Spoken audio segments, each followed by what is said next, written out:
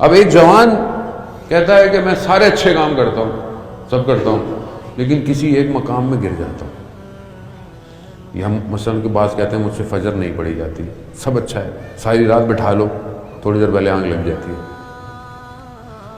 شاید بہت پرہیزگار ہے، سارے کام اچھے کرتا ہے، لیکن لذت گناہ گرا دیتی ہے، نامحرم تصویر نہیں کنٹرول کر پاتا، یا کوئی نامحرم رابطہ جو ایک چیز گرا دیتی ہے. یہی امتحان ہے تمہارا. اگر تم اس کو کراس کر گئے تو خدا تمہیں مقام عطا کرے گا. اور یہ مقام کوئی قید نہیں ہے کہ کسی کو ملے یا کسی کو نہ ملے، سب کے لیے دروازہ کھلا ہوا ہے. خدا نے اس دروازے کو کھولا ہوا ہے، سب کے لیے کھولا ہوا ہے. خدا چیک کرتا ہے کہ کون کتنے چیزوں سے حاصل ہو جائے گا. اب آپ جوان ہیں، آپ کو اللہ نے توفیق دی ہے.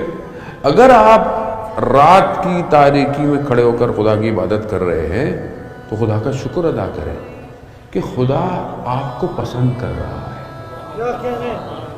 خدا چاہتا ہے کہ یہ میرا بندہ مجھے سجدہ کرے.